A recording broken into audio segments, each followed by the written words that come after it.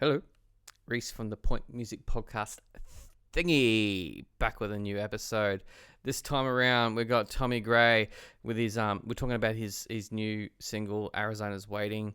Holy crap, this dude's got like a massive back catalog as well. And this whole podcast, strap in because it didn't go the way I thought it was gonna go. It went into this whole like soul searching thing, and super interesting. So I hope you get something out of it because I sure as shit did. So, ladies and gentlemen, people of all sorts, please strap in and enjoy the ride. This is Tomi Gray. Yeah, And yeah. I we're don't know what I rolling. can. Oh yeah. Oh, we're just talking about everyone. This is Tomi Gray. We're just talking about the beautiful lens flare that's just encapsulating near his hat, and yeah. It must be a spirit of some sort. Oh, it It's could be. probably it's the gods of rock and roll are shining down their blessings upon us, bro. How are you, Tommy? I'm good, man. Yeah, I'm good. Forgive me if I'm a little, you know, croaky. I've been kicking the one of the many bugs that's going around this planet these days. We don't mention any of those bugs. It's just any sort of mention of any kind of bug like that, everyone sort of starts to shrivel up, and yeah, it is Yeah, what it let's. is. It's just my normal speaking voice then in that case. Yeah, we'll go with that. Hey, congrats on Yeah. Arizona's Waiting, man.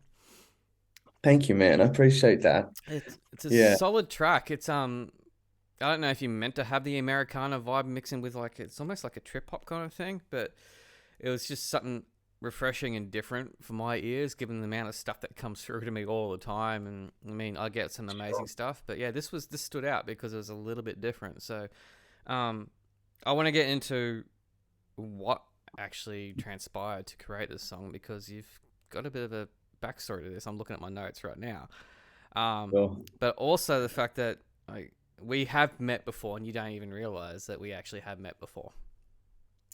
okay, it's probably because what I'm seeing here and the viewers aren't seeing is that Mm. you're encapsulated Captured within in the this ring beautiful light. halo. Yeah, we've I actually actually played. can't. We've played festivals together. Have we indeed? Yeah, I'm pretty sure. Because okay, for people that don't know Tommy's backstory as well as being in the amazing Dracula's Cabaret, which is down the Gold Coast, correct? Correct. Yeah. You were in Caladad. Now Caladad's taken a break, or even different hiatus, or whatever you want to call it. Um, Yeah.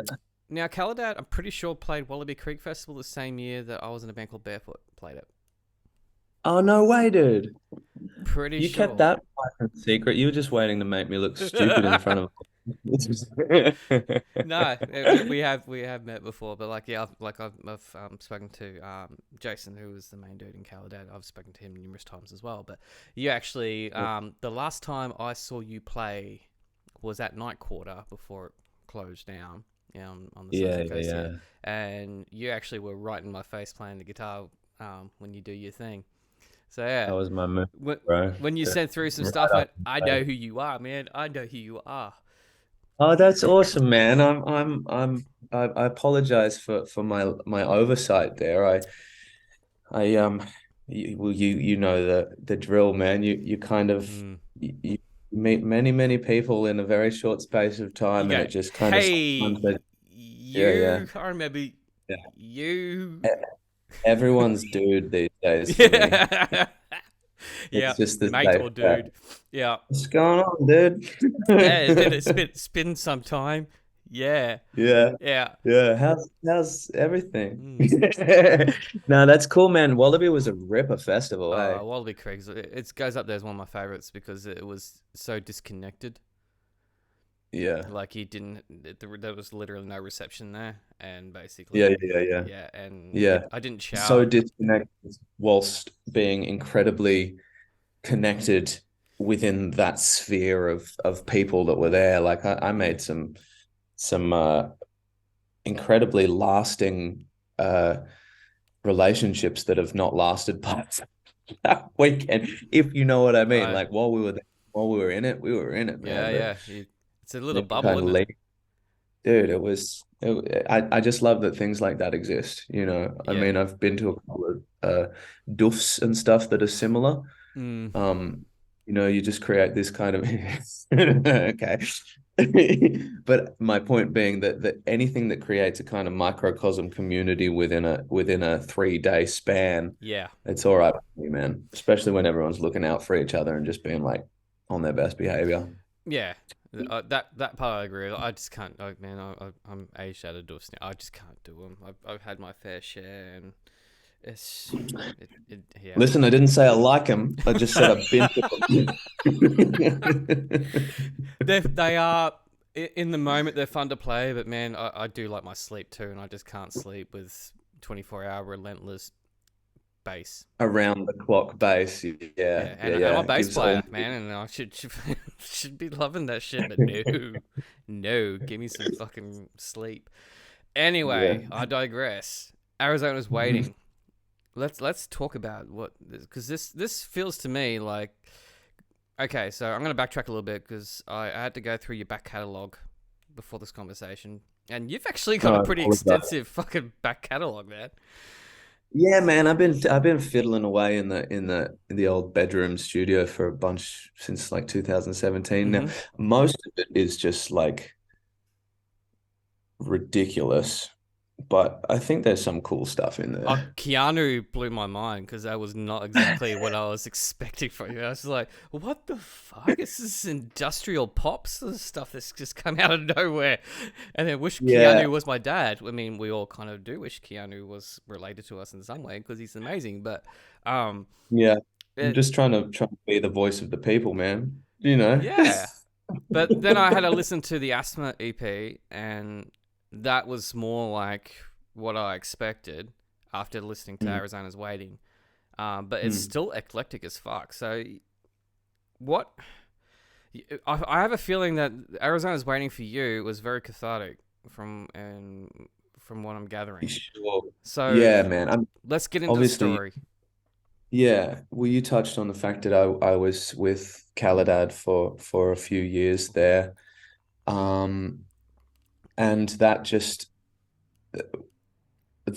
sort of didn't pan out the way I don't think any of us were hoping to. I think, Mm, those boys had been doing that for a good few years before I even joined the band, and I think they were already kind of on their last legs with it when I came along, and mm, that's their story to tell. That's not so much my business. I've got nothing but love for those boys, and the time that we spent together was um something I wouldn't change. yeah. I suppose, like for me personally, because when you have a goal in mind, and I suppose since I was quite little, I'd always wanted to be in a band that was Mm-hmm. touring the world with your mates and playing festivals, and I suppose that when then I achieved it and it wasn't quite what I had thought it was going to be, that whole time I was left somewhat in a something of a void of identity. I was not quite sure what I wanted. Mm. If the thing that I had been chasing all that time that I believed I wanted turned out to be not really what I wanted, if Mm. that makes any sense. It, dude, coming from my experiences of the past 6 months, and some people who know me know exactly what I'm talking about. Yeah, I, I, Right. I completely relate to what you were saying. Um, Yeah. and I'm actually getting a little bit emotional listening to it. So it makes me feel like I'm not on my own in my own experiences. Well, that in itself is a beautiful thing, man, and that's kind of, I think, the whole point of creativity and sharing, because I do believe that music can be quite a cathartic experience, and Without a doubt. yeah, I think what I was attempting to do with this song was just kind of work through some of my shit, some of my stuff that was going on in my head and some of my feelings, and even though that might not be plain to everyone who listens to it, that's what it was for me. Mm, And I think to be able to work through your drama, and then to be able to share that with other people and have them express what you just expressed there, which is, I feel like maybe I'm not alone in this mm-hmm. whole thing. That's the whole point of it, man. At Mm, least for me, I think that's like why that's one of the many beautiful powers of music and creating. So yeah, this song for me was I was at a point where I was kind of like unsure whether or not the things that I'd been trying to achieve for the majority of my life mm, were even the things that I wanted to do anymore. And I'd come out of like the band sort of split at the same time that I had split with my girlfriend of that time. I think relentless touring that comes with being in a band like Caladat, it can take a toll on relationships as well. So yeah. everything in my life kind of came to a head right at this one point, and I was just sort of left there as the dust was settling, being like, I don't know what the hell I want Mm, anymore. So I went to hell with it, and I'm gonna, book a ticket to the desert. I've always been really drawn to the desert for some reason. hmm. I think because It's throughout I your think because music, man. Like it has this whole desert Americana kind of road trippy kind of vibe. No matter which one you're listening to, it's there. It's embedded. yeah, that's cool to hear, Apart man. from Because I Keanu. think yeah, which is just like who the hell knows what that is. Yeah, but for the most part, I do I thought I've always wanted to go to the desert. I now Mm, suddenly find myself without any uh pressing no responsibilities, which is ties. Yeah. yeah, which was quite a rarity in the last 10 years or so Mm, anyway. So I just booked a ticket, went to the States, and I just hired this van and drove around with no point in mind other than just like let me see what I mm-hmm. can find. I ended up in Arizona, just like driving through the desert, and they've just had this record-breaking summer over there. Mm-hmm. Like at some points, it was upwards of 50 degrees inside the van, and there was dudes cooking steaks on the pavement just to sort of prove that they could. It was hot. So I'm kind of over there in the peak of this like physical and emotional like sweat box Mm, and it's like going through the motions and I ended up sort of finding my way towards peyote. mm-hmm. And now I don't know Mm-hmm. is it okay to discuss Yeah, this? man. Like it's fine. Yeah. um so I found there's this group of people over there called the Peyote Way Church, Mm-hmm. and they basically facilitate a spirit walk for you, which is for anyone that might not be familiar. That's kind of a tried and tested Native American way of regrounding oneself to Mm-hmm. reality or like one's path, if that makes Yeah. any sense. Getting a Totally. little bit hippy dippy. Basically, I went to the desert and took peyote, and it was just a ripper. It sorted out all my problems. So just man, while you're telling me this, all I'm doing is getting this flashback of Homer Simpson when he takes that super hot chili and then he goes into that full Yeah, trip yeah, yeah, yeah, when he sees the yeah, bro. spirit I animal. I was very very much following the tortoise. There was plenty of that going on. It was wild, man. I mean, I found myself. Luckily, I was by myself because Mm. I got the incredible urge to become naked. Okay.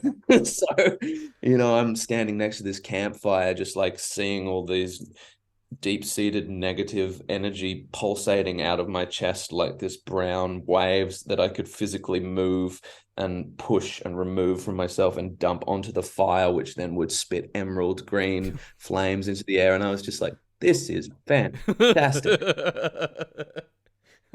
What a fucking trip. And yeah, man, it was in every sense of the words. And I came back to Australia. Oh, after that, I got on a plane and I went to Austin, Mm-hmm. and I went straight to the Mothership Comedy Club, which is Joe the new Rogan's. comedy Joe Rogan's comedy mecca over Yeah. there. And I think the mixture of laughing like I've never laughed before and all the experiences that I had over there, I just came back feeling just like a totally new person. And I suppose this song was kind of the culmination of that. Like you said, it's got a bit of um road trippy Americana vibes, and I Mm. think that was just unavoidable. I came back with a hat. Like it really made it really made its impact on me over there. It's such a beautiful landscape, America. Yeah, like I've been there. My sister actually lives over there. Hmm. And when I went over there, she actually lived in Vegas at the time. So I got to step foot in Arizona briefly because I went to Hoover Dam just to experience Hoover Dam. But going into Vegas itself, like disregarding the glitzy sort of shit, because for people that have never been to Vegas, don't worry about the fancy stuff, man. Fremont, which is the old school strip, is the fucking tits, and the Yeah, outskirts of it. There's more to yeah, Vegas. The bourbon saloons that my sister took me to is cool, all right? yeah, yeah. The glitzy stuff, yeah, it's cool to see it once and say you've done it, but honestly, I mean, I got to see Gary Clark Jr. play like in a leather shop. I was like, Hell yeah. I was this far away from Gary Clark Jr., bro, before he actually got big. This is we're going Wow. back to 2012, around this time actually, because I'm getting memories come up on Facebook saying I was heading out to Vegas Yeah, around this time, and I saw Gary Clark Jr. I was having a life changing moment at that point too. yeah, But I fully understand what you're saying about the landscape of America, man, because when you look past all that shit in Vegas and look to the other side and you see these mountains and you're in the desert, but you see these mountains that are snow capped and you're just going, what the fuck? You're in this place that feels like it's arid as shit, but then there's snow on the top of these peaks. yeah, man. Yeah, it's crazy. I was, you know, I was brought to tears a few times because it was so hot. I was having to drive at Mm. at sundown and through the night. Mm-hmm. So quite a few times I was driving as the sun was setting behind these just vast plains of nothing, but then there's like a purple mountain coming up behind it. I was just like, I've never seen anything like this. I went to the Grand Canyon and I Yeah. and I just stood there and I was like, wow, my problems are just How insignificant. how insignificant do you feel when you are like Oh, there? Because I man, got to zip line into the beginning of the Grand Canyon. for real, that Yeah, would have been and cool. you just feel like this big.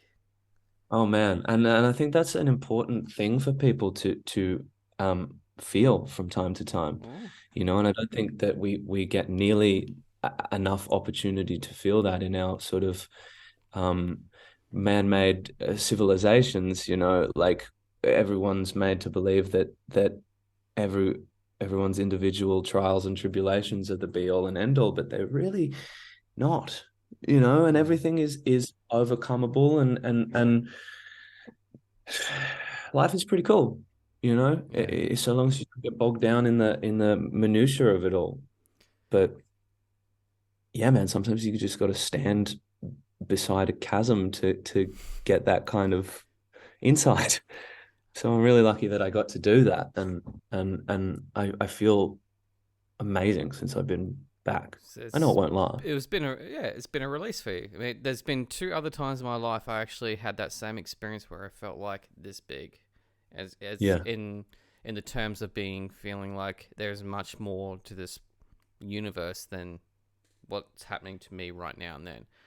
And that is one when I went to New Zealand and played Luminate Festival, Sick. and just on top of the mountain and looking up and just seeing, because there was no light pollution, Yeah. seeing the sky Yeah.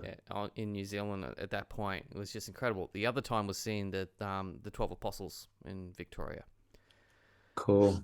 I haven't seen that. There are I mean, there's not 12 anymore, clearly, because a couple of them are eroded, but the Great Ocean Yeah. Road trip has always been on my list to do, and I managed to do it with my she was my fiance at the time, but she's my wife now. We got to do Oh, it cool. together, and you just felt, wow, okay, so all these problems that are going on in my life now, they compare nothing to this thing I'm looking at right now. Is just rock that's being Totally. pounded by the elements Yeah. for millennia, and it's still Yeah. there. Yeah. Yeah. And our little sort of issues, our lifespan that comes and goes in Hmm. what would be the blink of an eye to one of those 12 apostles, like I don't know, man, it just kind of makes you feel like why would I waste any time uh doing anything other than striving to be happy, Or So, and what do you bring from that into your music life? I think I just put I'm at least trying to put less pressure on it now, man, because oh, there we go. Yes. I think that like when you start to look at music as though it owes you something, then you're always going to be unhappy no matter what kind of Hmm. success you get from it, because it doesn't owe us anything, like we're kind of lucky enough to be able to participate in something that's ethereal and larger than ourselves. And when we start getting into things like, oh god damn, like I haven't got nearly enough likes on my most recent YouTube video, that Yep. it's like who the fuck cares, man? Like who ca- and I know that the unfortunate way that perception works Hmm. is that if you have 100,000 views on your whatever it be, you must be doing all right. Mm. But also, like, I don't know if I want to play that game anymore. And it is kind of just that. Yep. It is just a game, and it, you know, I was talking about this to a friend the other day. The moment that I said in a post, new song or new single or something, I just started to get bombarded by these like bot companies Yep. and streaming service Hmm. boosting facilities and all this crap that saw in me a target from which they could milk Hmm. money, and that's kind of all you become if you spend too much time just pursuing music as a means of some form of success or grandiosity. And I suppose this is a long-winded way of me saying that through this experience, I've just kind of come back to the bare essentials of like, why do I want to do this? Oh, it's because I like playing, I like writing, I like recording, I like then being able to share it with anyone who wants to listen to it, and the rest of it is just fucking whatever, You got it. you know? Yeah, You got it. That's yeah, that's that's the key. I mean, I don't rely on this, and I don't rely on, like, you can see the bases behind me. I don't rely on that for an yeah, income. Okay, I have a job.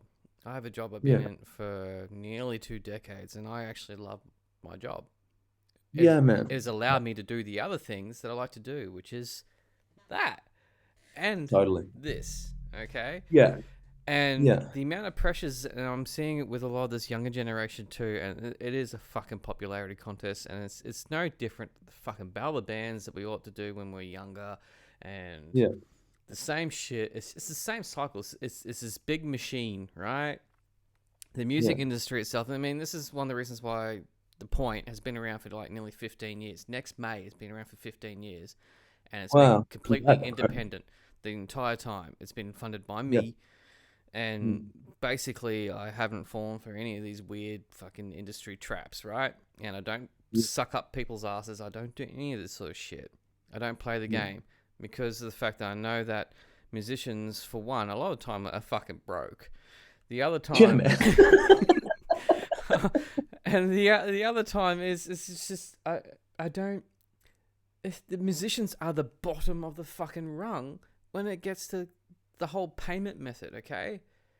Oh, And the bro. people on the outside, for those that don't know how this all works, it is the labels. If you're lucky to be on a label, but fuck the labels, man.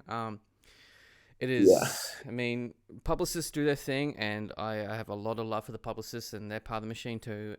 But they do well at what they do. So I'm not going to diss the publicists, but they're part of it as well. You got the paid media, you've got radio, you still got the streaming services, you got all these other people, and then we as musicians get like this tiny little like piece of the pie, and the most amount of money we make is actually from what you were doing, which is touring. That's Mm. where the money, and sometimes merch, Touring sometimes. and merch, sinking if you're very lucky. But Oh, but yeah. it again, it's anything that you have to kind of do a little dance. Like I mean, there's certain gatekeepers. Mm-hmm. And I know that's a dangerously overused expression these days, but No, it's but it's like, true. yeah, and it just gets to it. Like I've been in bands pretty much my whole life. Mm-hmm. Now I'm 33 this year, and ever since I was 16, I've been playing in bands and making that my Yep. overarching pursuit in life. And I think for a lot of it, it was for the wrong motivations. Yep. You know, I always knew that I loved music, but I never really took the time to explore what about it I Mm. loved. But Because when I was, you said earlier that the one thing that you wanted when you were a kid was to be, you thought you had to be in the band and do the touring thing, right? You've yeah, ticked that off.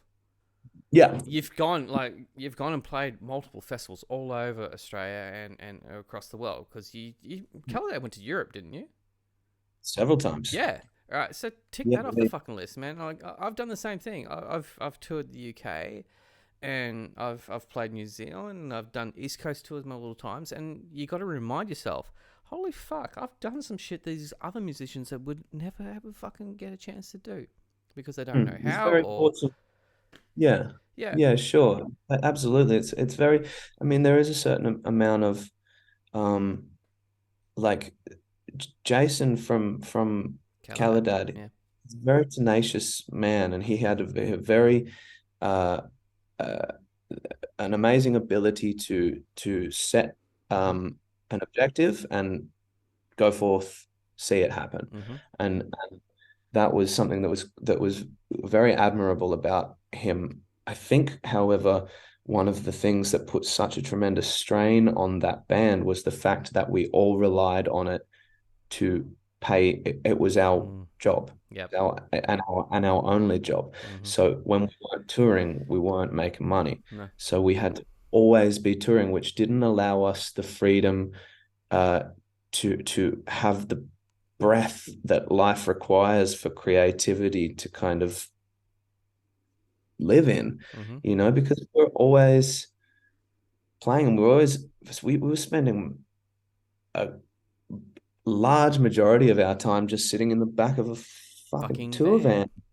A lot of Yeah. people don't realize this, man. Like, I Oh, actually I was in debt for a tour for I think 10 years, yeah, man. and Yeah. eventually I paid off that card and I got rid of it. But it was basically sleeping on couches or sleeping in like dodgy motels or whatever like that. And look, I'm not disrespecting the experience itself, because I wouldn't No, change a fucking thing. It no. is what it is, but it's not Yeah. all like us living the high life and fucking drinking. People have a very strange view of what it is The that what perspective a is touring weird. musicians Yeah, do. Yeah, yeah. it's like you come home and it's like, oh man, like how was the parties and how was the chicks? I'm like, what chicks? What part? What are you talking It about? gets boring getting Like, drunk every night too, by the way. yeah, ask me how the sleeping in the room with two other blokes was. I'll tell you some stories.